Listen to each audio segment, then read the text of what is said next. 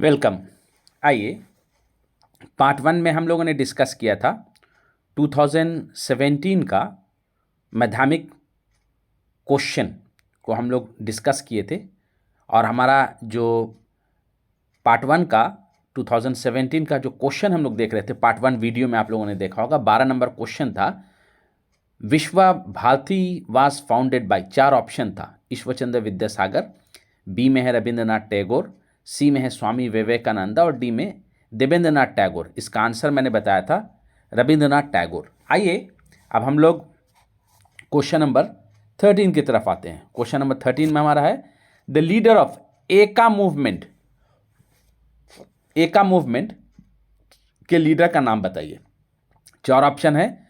Option A Madari Pasi, option B Ambedkar, doctor Ambedkar, option C Mahatma Gandhi, option D में Baba Ramchandra. Okay, तो इसका answer होगा मदारी पासी। ये इसका आंसर होगा। ओके, अब आइए क्वेश्चन नंबर 14 की तरफ।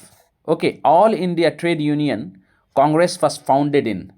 All India trade union Congress was founded in. Okay, all India trade union Congress was founded in. तो हमारा ऑप्शन यहाँ पे है 1917, 1920, 1927 एंड 1929। तो हम लोगों ने इसमें 4 ऑप्शन देखा है। इसका राइट आंसर जो होगा वो होगा 1920। 1920 इसका राइट आंसर है। All India trade union Congress का जो इस्टेब्लिशमेंट हुआ वो हुआ 31 अक्टूबर 31 अक्टूबर 1920 ये इस्टेब्लिश हुआ। और all India trade union Congress के बारे में और हम लोग जान लीजिए कि ये जो ट्रेड यूनियन कांग्रेस 31 अक्टूबर 1920 ईस्वी को जो इस्टेब्लिश हुआ, तो इसके जो फाउंडर थे उनका नाम है लाला लाजपत राय। आप लोग लिख सकते हैं नाम, all India trade union Congress. All India trade union Congress को हम लोग ITUC भी कहते हैं शॉर्ट फॉर्म में। ITUC, I for all, AITUC, all India trade union Congress. Okay, all India trade union Congress. तो इसके फाउंडर हुए लाला लाजपत राय, नारायण मल्हार जोशी, नारायण NARAYA, नारायण मल्हार MALHAR, मल्हार जोशी। उसके बाद है दीवान चमन लाल, ये सब इसके फाउंडर थे। एक इसमें और एक क्वेश्चन पूछता है कि all India trade union Congress के पहले प्रेसिडेंट सदर का नाम बताइए। तो पहले सदर का नाम होगा लाला लाजपत राय। ओके, अब आइए नेक्स्ट क्वेश्चन की तरफ। Question number 15। ओके, ये क्वेश्चन नंबर 15, ये थोड़ा प्रिंटिंग नहीं आया सही। ये क्वेश्चन नंबर 15 है। क्वेश्चन नंबर 15 क्या है? Bardoli Satyagraha. Okay, Bardoli Satyagraha was held in. Bardoli Satyagraha कब हुआ? कहाँ हुआ?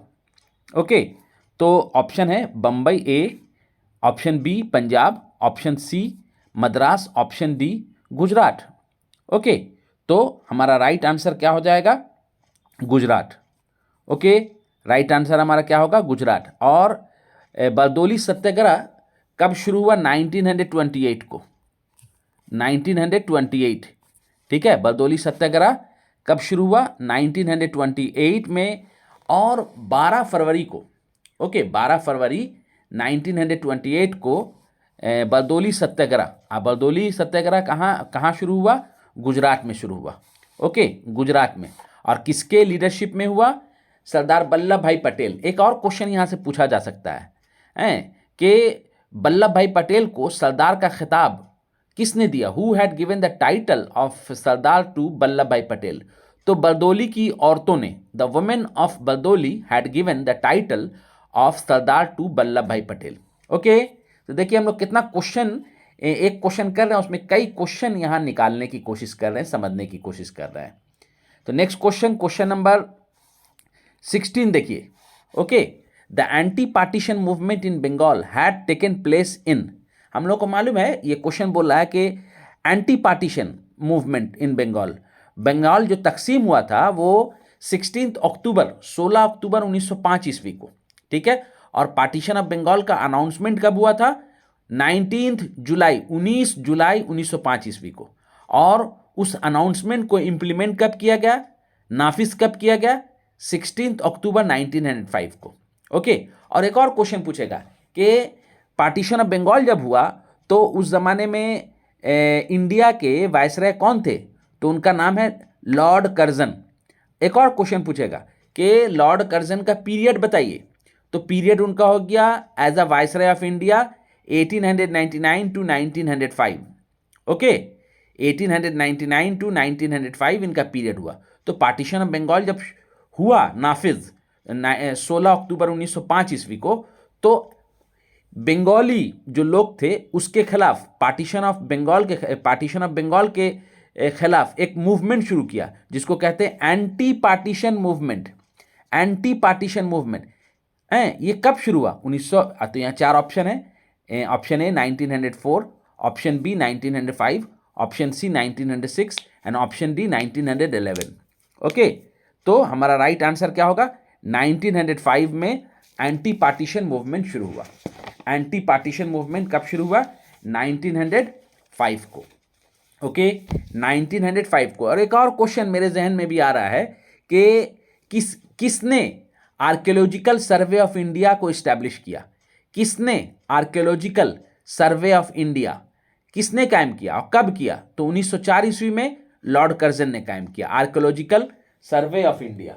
Archaeological survey of India, archaeological survey of India, माफ कीजिएगा मैंने 1904 कहा, 1905 ईस्वी में, ओके, 1905 ईस्वी में आर्कियोलॉजिकल सर्वे ऑफ इंडिया का इस्टेब्लिशमेंट लॉर्ड कर्जन ने किया।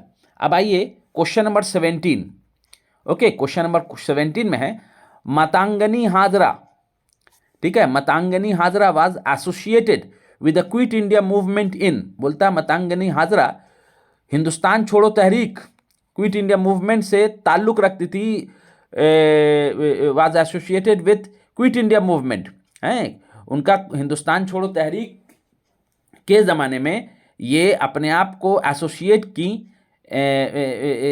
किस जगह से? 4 जगह का नाम दिया हुआ, option A Tamluk, option B Sutahata, option C Barisal and option D Purulia, okay, option D Purulia. तो इसका आंसर क्या हो जाएगा? तमलुक, ओके, इसका आंसर क्या हो जाएगा? तमलुक, ओके, इसका आंसर क्या होगा? तमलुक। मतंगनी हाजरा तमलुक से थी और क्विट इंडिया मूवमेंट हिंदुस्तान छोड़ो तहरीक के वक्त जो 1942 में शुरू हुआ वहाँ से ये अपने आप को अटैच एसोसिएट करती हैं क्विट इंडिया मूवमेंट से, और तिरंगा झंडा लेकर ये तमलुक पुलिस स्टेशन की तरफ बढ़ रही थी और पुलिस वालों ने फायरिंग शुरू किया और ये 72 ईयर्स ओल्ड की ये बूढ़ी औरत मतंगनी हाजरा, ओके, ये शहीद हो गई हैं, ये शहीद हो गई मतंगनी हाजरा। अच्छा, उसके बाद हम लोग आगे बढ़िए, क्वेश्चन नंबर 18। क्वेश्चन नंबर 18 में है दीपाली संघ वाज फाउंडेड बाय, दीपाली संघ वाज फाउंडेड बाय, दीपाली संघ का इस्टेब्लिशमेंट कब हुआ, ये किसने किया? तो देखिए 4 ऑप्शन है, कल्पना दत्ता, बी में है लीला नाग रॉय, सी में है बसंती देवी और डी में है बीना दास। तो इसका राइट आंसर क्या होगा? लीला नाग, ओके, इसका राइट आंसर क्या होगा? लीला नाग। अब आइए क्वेश्चन नंबर 19 की तरफ। Iron man of India refers to, ठीक है, आयरन मैन ऑफ इंडिया से मुराद कौन है?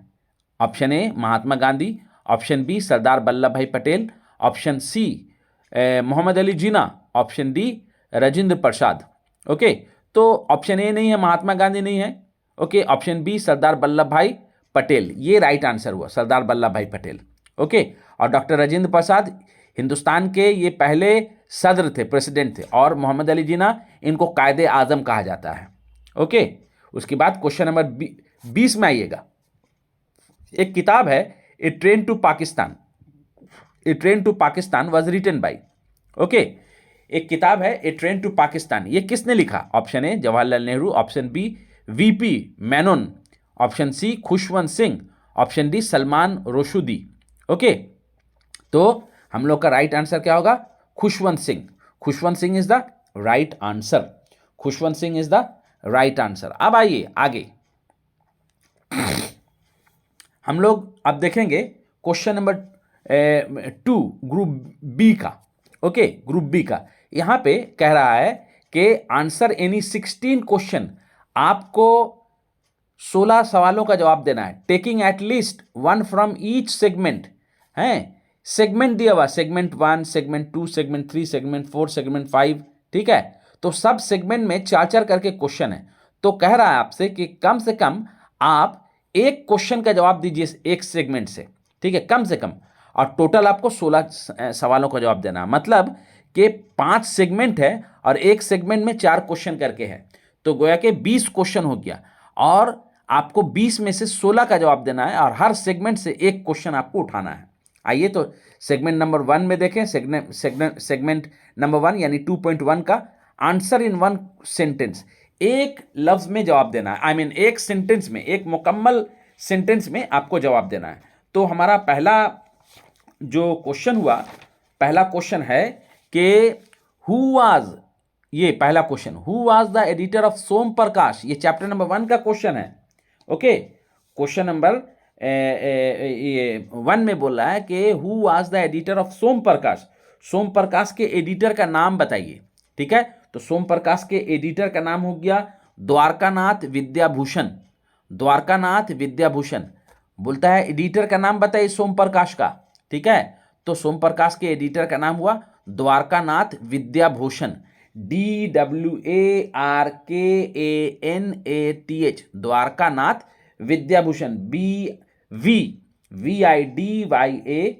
भूषण, BHUSAN, द्वारकानाथ विद्याभूषण। एक और इंफॉर्मेशन लेते चलिए, ये न्यूज़पेपर जो था कब शुरू हुआ? 15 नवंबर 1858 को, 15 नवंबर 1858 को ये अखबार शुरू हुआ। ओके, और एक और क्वेश्चन पूछता है MCQ में कि सोम प्रकाश कैसा अखबार था? वीकली था, मंथली था, फोर्टनाइटली था, कैसा था? ठीक है, या डेली था? ठीक है, तो ये होगा वीकली, हफ्तावार अखबार था ये। ठीक है, सोम प्रकाश हफ्तावार। एक याद रखिएगा, मैं एक टेक्निक आपको यहां बताता चलूं। सोम प्रकाश, देखिए नाम है सोम प्रकाश, सोम माने सोमवार, मंडे, तो ये अखबार हफ्ता में एक दिन निकला करता था, सोमवार के दिन। ओके, तो ये हफ्तावार अखबार हुआ। आइए क्वेश्चन नंबर 2 की तरफ। ओके, क्वेश्चन नंबर 2 में है where are government documents preserved, बोलता है सरकारी दस्तावेजात कहां रखे जाते हैं हिफाजत से। ठीक है, तो नेशनल और स्टेट आर्काइव में, आर्काइव का स्पेलिंग होगा ARCHIVE, आर्काइव, यानी नेशनल एंड स्टेट आर्काइव्स में ये सरकारी दस्तावेजात को प्रिजर्व करके रखा जाता है। ओके, प्रिजर्व करके रखा जाता है। ओके, अब आइए क्वेश्चन नंबर 3 की तरफ, यानी 2.13 है ये question. Which century is called the century of renaissance Bengal. ठीक है, रेनेसाइन बंगाल बोलता है कि कौन सा सेंचुरी, कौन सा सदी को हम लोग रेनेसाइन बंगाल बोलते हैं। ठीक है, तो ये 19th सेंचुरी होगा इसका आंसर, 19th सेंचुरी। ठीक है, 19वीं सदी को हम लोग बोलते हैं रेनेसाइन बंगाल, यानी 19वीं सदी ईस्वी में बंगाल में जो रेनेसा हुआ था वो 19वीं सदी ईस्वी में बंगाल में हुआ था। ओके, 19वीं सदी में बंगाल में रेनेसा हुआ था। उसके बाद आइएगा क्वेश्चन नंबर 4 है, what is mean by Ulgulan, ULGULN, Ulgulan. Ulgulan से मुराद क्या है? आप क्या समझते हैं उलगलन से? तो उलगलन का मतलब हुआ रिवोल्ट, है REVOLT, रिवोल्ट माने बगावत। ओके, और रिवोल्ट माने बगावत, ये एक ट्राइबल टर्म है उलगलन, जो मुंडा रिबिलियन से ताल्लुक रखता है। ठीक है, उलगलन जो है मुंडा उलगलन बोलते हैं, मुंडा उलगलन। आप लोगों ने पढ़ा होगा चैप्टर नंबर 3 में, मुंडा रिबिलियन है, मुंडा बगावत, वो कब से कब से कब तक हुआ मुंडा रिबिलियन? 1899 टू 1900, 1900, उसका पीरियड क्या हुआ? और उसका पीरियड हुआ 1899 टू 1900। और मुंडा उलगलन यानी मुंडा रिवोल्ट के जो लीडर है उनका नाम क्या है? बिरसा मुंडा। ठीक है, उनका लीडर का क्या नाम है? बिरसा मुंडा। तो हम लोग का क्वेश्चन जो उलगलन का मतलब क्या होता है? उलगलन का मतलब रिवोल्ट होता है, और मुंडा बगावत को हम लोग उलगलन कहते हैं। मुंडा बगावत को जो 1899 1900 में हुआ था उसको हम लोग उलगलन कहते हैं। Very good. अब आइए सेगमेंट 2 की तरफ। ओके, सेगमेंट 2 की तरफ आइए। ओके, 4 क्वेश्चन हम लोग कंप्लीट किए। अब आइए सेगमेंट 2। सेगमेंट 2 में क्या कहता है? स्टेट वेदर ट्रू और फॉल्स। अब ट्रू फॉल्स है, ठीक है, ट्रू फॉल्स। आप 5 सेगमेंट रहेगा। सेगमेंट 1 हम लोग कर लिए, सेगमेंट 2, सेगमेंट 3, सेगमेंट 4, सेगमेंट 5, सब में 4-4 क्वेश्चन। गोया के 5 सेगमेंट है, 5 सेगमेंट में सब में 4-4 है, एक एक सेगमेंट में 4-4 क्वेश्चन है, तो गोया के 20 क्वेश्चन हुआ। 20 में आपको 16 का जवाब देना है, और हर सेगमेंट से कम एक क्वेश्चन लेना है। ओके, तो आइए ट्रू फॉल्स हम लोग देखते हैं। पहला क्वेश्चन जो है, the Ramakrishna mission was set up by Shri Ramakrishna. बोलता है रामकृष्णा मिशन जो है रामकृष्णा मिशन, ये श्री रामकृष्णा ने इस्टेब्लिश किया था। नहीं, ये गलत आंसर है। इसको किसने, रामकृष्ण मिशन को किसने इस्टेब्लिश किया था? उनके चेला स्वामी विवेकानंद ने। कब किया था वो भी आप लोग सुन लीजिए। फर्स्ट में 1897 को किया था। क्या किया था? रामकृष्ण मिशन का इस्टेब्लिशमेंट किया था। किसने किया था? स्वामी विवेकानंद ने किया था। कब किया था? 1 मई 1897 को किया था। 1 मई 1897 को किया था। ओके, किसने किया था? स्वामी विवेकानंद ने किया था। स्वामी विवेकानंद कौन है? रामकृष्ण परमहंसा के चेला हैं स्वामी विवेकानंद। ओके, उसके बाद आइए, तो इसका हम लोग क्या देखें कि ये हम लोग का क्या हो जाएगा? फॉल्स हो जाएगा। क्या हो जाएगा? फॉल्स। इसका ट्रू क्या होगा? स्वामी विवेकानंद ने इसका रामकृष्ण मिशन का इस्टेब्लिशमेंट किया था। ओके, अब आइए नेक्स्ट क्वेश्चन की तरफ हम लोग बढ़ते हैं। नेक्स्ट क्वेश्चन में है, Lord Dalhousie was the governor general of India during the great revolt. बोलता है कि 1857 ईस्वी की बगावत के वक्त हिंदुस्तान का जो गवर्नर जनरल थे वो लॉर्ड डलहौजी थे। ओके, लॉर्ड डलहौजी गलत आंसर है। ये क्या हो जाएगा? फॉल्स। नंबर 2 में क्या हो जाएगा? फॉल्स। सही आंसर इसका क्या है? Lord Canning. Okay, LORD, Lord, CANNING, Canning उस जमाने के इंडिया के गवर्नर जनरल थे। ओके, कौन? Lord Canning. लॉर्ड कैनिंग का पीरियड क्या हो गया? 1856 टू 1862। 1856 टू 1862 ये पीरियड हुआ लॉर्ड कैनिंग का। ठीक है, और लॉर्ड कैनिंग साहब हिंदुस्तान के आखिरी गवर्नर जनरल थे। और उनके साथ एक और मामला है, लॉर्ड कैनिंग हिंदुस्तान के पहले वायसराय बने। पहले वायसराय तो गवर्नर जनरल ऑफ इंडिया के हिसाब से उनकी जो मुद्दत थी, उनका जो पीरियड था वो था 1856 टू 1858, और वो इंडिया के पहले वायसराय बने। ओके, पहले वायसराय बने। तो वो पीरियड क्या हुआ? 1858 टू 1862। वायसराय की हैसियत से वो 2 साल रहे। और किस कानून के तहत वो इंडिया के पहले वायसराय बने? Queen's proclamation. क्वींस प्रोक्लेमेशन है। क्वींस प्रोक्लेमेशन कब पास हुआ? 1 नवंबर 1858 को पास हुआ। उसके तहत लॉर्ड कैनिंग इंडिया के पहले वायसराय बने। तो हम लोगों ने एक क्वेश्चन उठाया और कई इंफॉर्मेशन हम लोग इकट्ठा कर रहे हैं।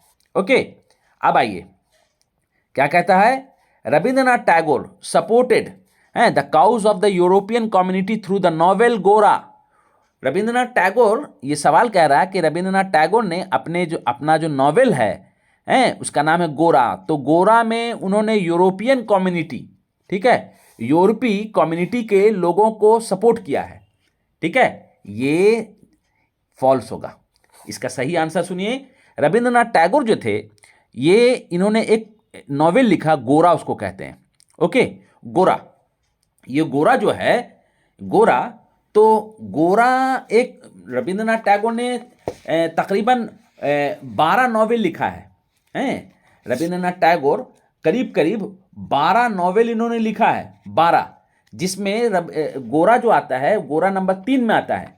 और गोरा सबसे मोटा, यानी सबसे मोटा, सबसे तफसील से, मतलब सबसे ज़्यादा मोटा जो अगर नॉवेल है रविंद्रनाथ टैगोर का, तो वो आपका गोरा है। ओके, वो गोरा है। तो गोरा में उन्होंने यूरोपियन कम्युनिटी को सपोर्ट नहीं किया है, यूरोपियन कम्युनिटी को उन्होंने सपोर्ट नहीं किया, ये गलत है। ओके, इसलिए इसका आंसर क्या हो जाएगा? फॉल्स होगा। इसका आंसर क्या होगा? फॉल्स होगा।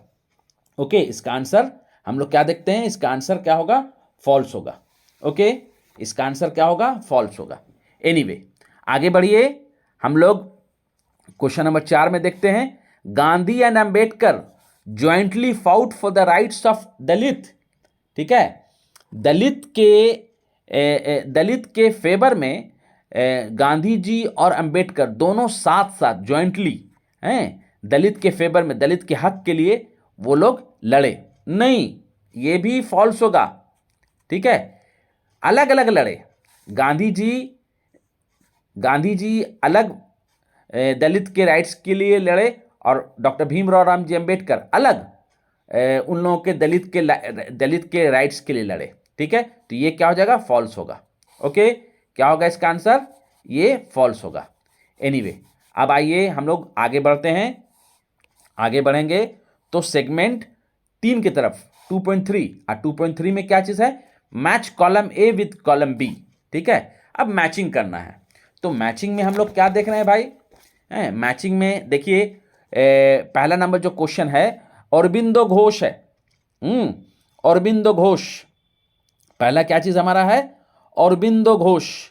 हमारा पहला जो क्वेश्चन है औरबिंदो घोष, दूसरा है तारकनाथ पलित, तीसरा है नवगोपाल मित्रा, चौथा है राशिद अली डे। राशिद अली डे। तो हम लोग यहाँ पे क्या देखेंगे कि औरबिंदो घोष जो है, औरबिंदो घोष का किससे कंपेयर करेंगे? ये बी, इसका 2 नंबर होगा, Bengal technical school and college, वहाँ की ये प्रिंसिपल थे। औरबिंदो घोष जो है ये प्रिंसिपल थे, कहाँ के? Bengal national school and college. Okay, Bengal national school and college के ये प्रिंसिपल थे। और दूसरा नंबर में तारकनाथ पलित हैं। तारकनाथ पलित का हम लोग क्या करेंगे? 3 नंबर में मिलाएंगे, यानी बंगाल टेक्निकल इंस्टीट्यूट, इसको हम लोग शॉर्ट फॉर्म में बोलते हैं बीटीआई। किसको बोलते हैं? BTI, Bengal technical institute. ठीक है, अब बंगाल टेक्निकल इंस्टीट्यूट को कब कायम किया गया? 25 जुलाई 1906 ईस्वी को। ओके, 1906 ईस्वी को बंगाल टेक्निकल इंस्टीट्यूट या बीटीआई को कायम किया गया, और इसमें तारकनाथ पलित पैसा देते हैं, कंट्रीब्यूट करते हैं, उसके बाद बंगाल टेक्निकल इंस्टीट्यूट 25 जुलाई 1906 ईस्वी को इस्टेब्लिश हुआ। ओके, उसके बाद है नंबर 3 में क्वेश्चन, नवगोपाल मित्रा। तो नवगोपाल मित्रा हिंदू मेला। ठीक है, नवगोपाल मित्रा को हम लोग हिंदू मेला से मिलाएंगे। क्यों? नवगोपाल मित्रा ने हिंदू मेला का इस्टेब्लिशमेंट किया था। हिंदू मेला का इस्टेब्लिशमेंट किया था, कब किया था? इन्होंने किया था 1867 को, 1867, माफ कीजिएगा, 1867 को हिंदू मेला का इस्टेब्लिशमेंट किया था। किसने किया था? नवगोपाल मित्रा ने। ठीक है, नवगोपाल मित्रा ने। और नवगोपाल मित्रा के एक गुरु हुआ करते थे, ठीक है, राजनारायण बोस। नवगोपाल मित्रा जिन्होंने हिंदू मेला का इस्टेब्लिशमेंट 1867 में किया था, तो इनके गुरु हुआ करते थे जिनका नाम था राजनारायण बोस को हम लोग कहते हैं grand father of Indian nationalism.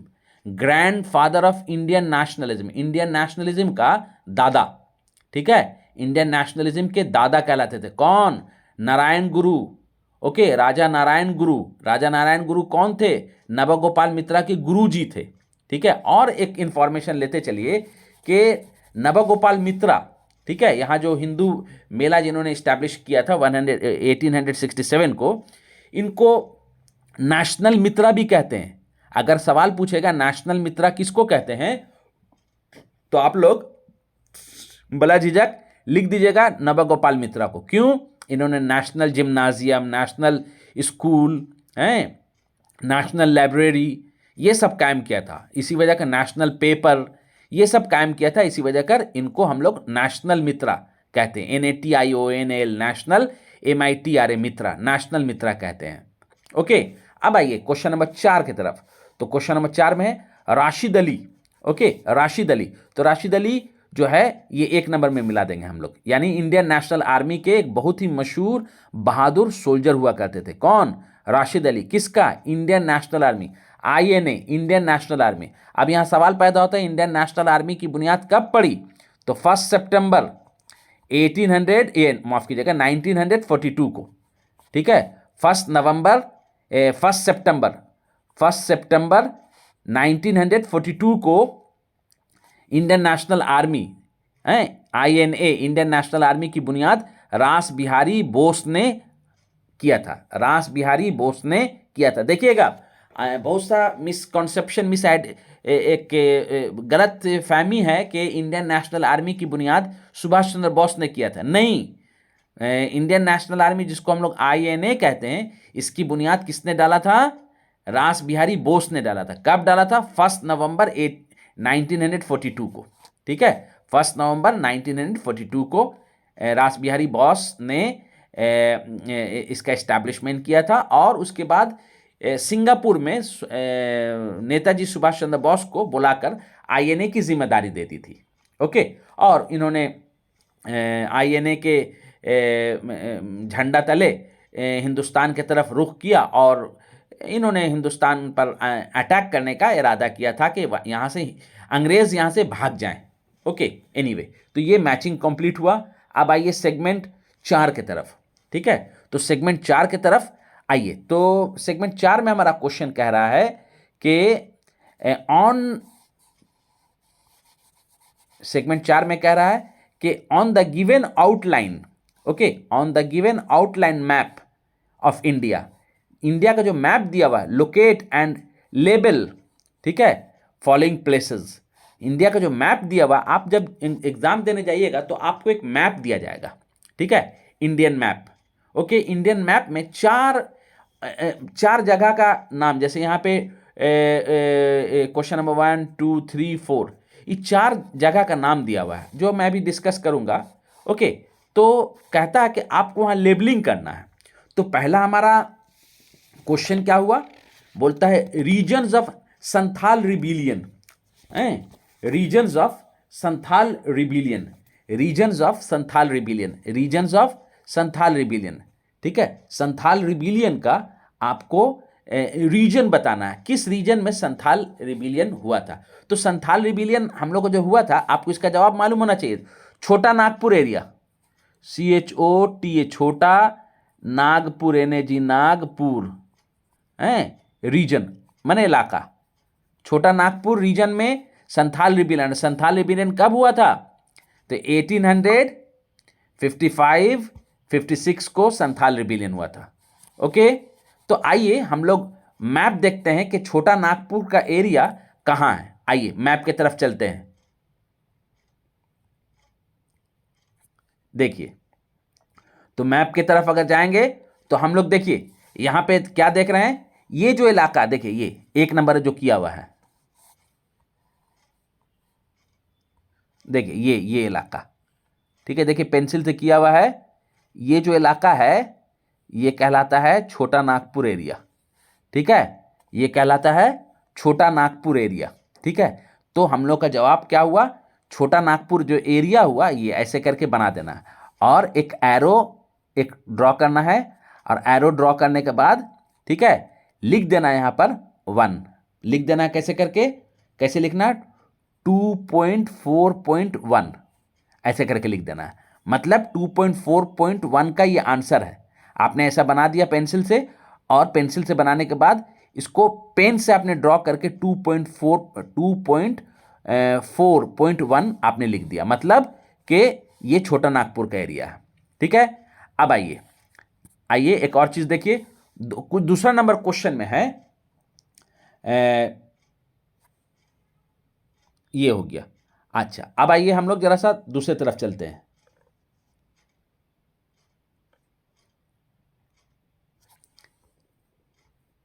ये संथाल रिबिलियन हो गया।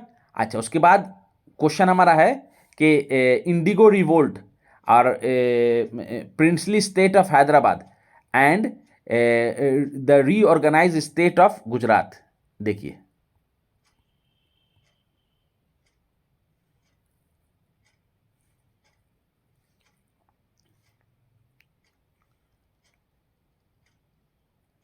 अच्छा अब आइए देखिए, हमारा दूसरा नंबर क्वेश्चन क्या है, बोलता है, देखिए क्वेश्चन मैं नीचे यहां लिखा हूं, देखिए देखिए यहां बोलता है कि Indigo Indigo revolt, A centre of Indigo revolt. तो इंडिगो रिवोल्ट बहुत सारे जगहों में हुआ है, जैसे मैं आपको नाम बताऊं, ढाका, फरीदपुर, खुलना, मालदा। ठीक है, ये सब जगह है इंडिगो रिवोल्ट का।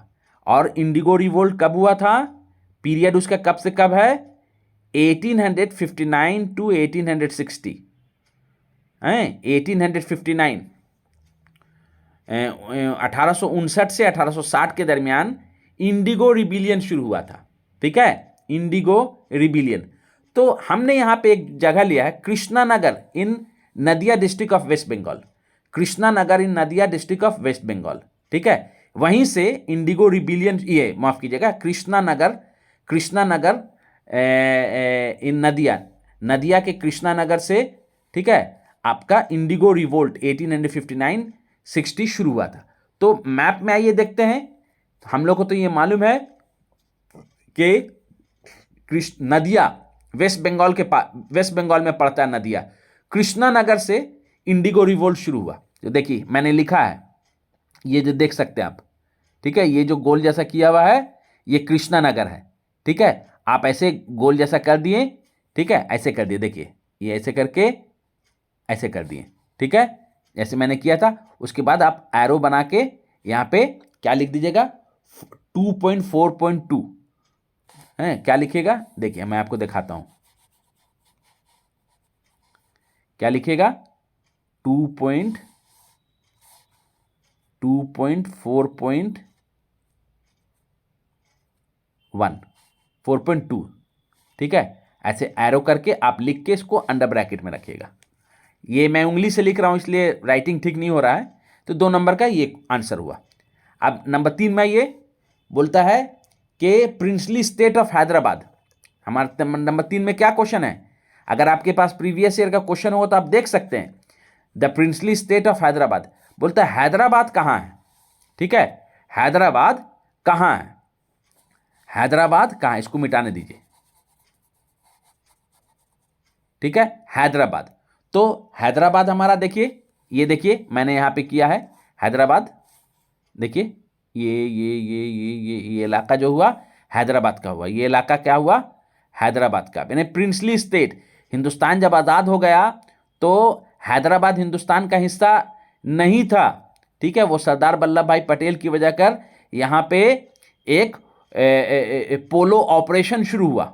ठीक है, पोलो ऑपरेशन के जरिया हैदराबाद को हिंदुस्तान का हिस्सा बनाया गया। तो ये जो इलाका हुआ ये हैदराबाद का। तो यहाँ एरो दे दीजिएगा, यहाँ लिखिएगा 2.4.3, 2.4. ठीक है 3 अंदर ब्रैकेट ऐसे कर दीजिएगा। ठीक है, यानी ये हैदराबाद हुआ। आप लोग अच्छा से कर लीजिएगा, मैं इसको मिटाता हूं ताकि आप बढ़िया से देख सके। अगर आपके पास मैप पॉइंटिंग, अगर मैप है इंडिया का, तो आप देख के इसको बना सकते हैं, साथ में मेरा प्रैक्टिस कर सकते हैं। अब आइए हमारा 4 नंबर में क्या है, the organize state of Gujarat. The organize state of Gujarat, Gujarat का ऑर्गेनाइज्ड स्टेट ऑफ गुजरात बताइए। ठीक है, ये कहाँ है गुजरात हम लोग का। तो देखिए देखिए ये जो पार्ट हुआ, जो देखिए पेंसिल से मैंने बनाया है, ये जो पार्ट हुआ गुजरात का पार्ट हुआ। ठीक है, ये पूरा जो इलाका हुआ ये पूरा गुजरात कहलाया। ओके, ये पूरा गुजरात कहलाया। तो हम लोग इसको पेंसिल से ऐसे कर देंगे, और करने के बाद एक एरो यहाँ ऐसे करना है मेरा जैसा, हमने जैसा किया है। और क्या आपको लिखना है 2.4.4 ऐसे कर देना है, छोटा सा करना है। ठीक है, आप लोग दोबारा देख लीजिए कैसे किया हुआ है। अब मैप पेन पॉइंटिंग है तो आप इसको देख के बना सकते हैं। ओके, तब आइए हम लोग फिर आइए हम लोग मैप पॉइंटिंग के बाद जो हम लोग का टॉपिक है उसको हम लोग डिस्कस करते हैं। ये हमारा मैप पॉइंटिंग है, मैप पॉइंटिंग कंप्लीट हुआ। ठीक है, मैप पॉइंटिंग कंप्लीट हुआ। उसके बाद है, देखिए ये fill in the blanks. Okay, fill in the blanks only for visually challenged student, जो लोग अंधे हैं उन लोगों के लिए। तो माशाल्लाह अल्लाह के फजल व करम से आप लोगों के पास आंख है, तो ये आंख वालों के लिए सवाल नहीं है, ये जिन लोगों का आंख नहीं उन लोगों के लिए सवाल है। तो आइए सेगमेंट 5 की तरफ आइए। 2.5 क्वेश्चन क्या कहता है, match the statement below with the appropriate explanation.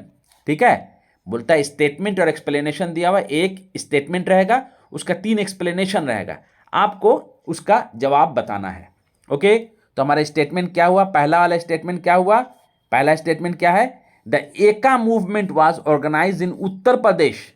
बोलता है एका मूवमेंट जो था, ये मूवमेंट हम लोगों का क्या है, उत्तर प्रदेश में शुरू हुआ, एका मूवमेंट। ठीक है, एका मूवमेंट हम लोग का शुरू हुआ उत्तर प्रदेश में। तो एक्सप्लेनेशन नंबर 1 में बोलता है this was an individual movement, ये एक इंडिविजुअल अकेला मूवमेंट, यानी सारे लोग अपने तौर पर मूवमेंट कर रहे थे। गलत है ये। ऑप्शन 2 में this was a pageants movement, ये किसानों का मूवमेंट था। ठीक है, ये किसानों का मूवमेंट था। उसके बाद क्वेश्चन नंबर एक्सप्लेनेशन नंबर 3 में है दिस वाज वर्कर्स मूवमेंट।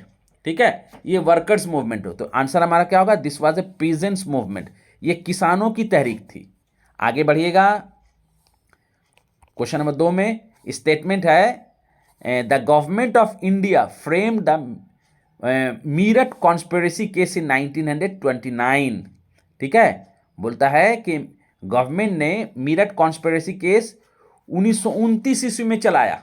ठीक है, एक्सप्लेनेशन नंबर 1 में बोला टू सप्रेस द रेवोल्यूशनरीज, इनकलाबियों को सर्द करने के लिए, खत्म करने के लिए। गलत है ये। 2 नंबर में है to suppress the civil disobedience movement, civil disobedience movement 1930 के मूवमेंट को सर्द करने के लिए, खत्म करने के लिए, ये भी गलत है।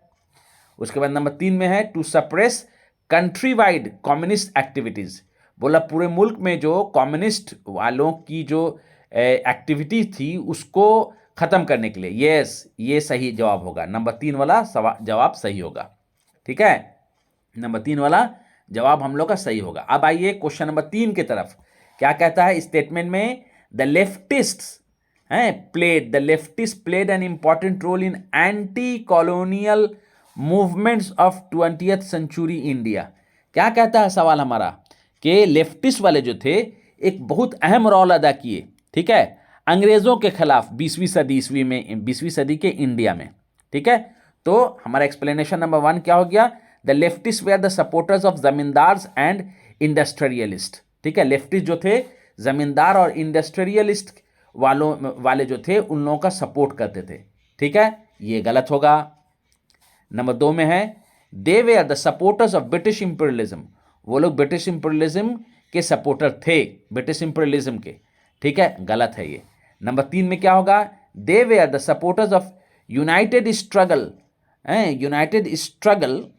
Struggle of peasants and workers against British rule.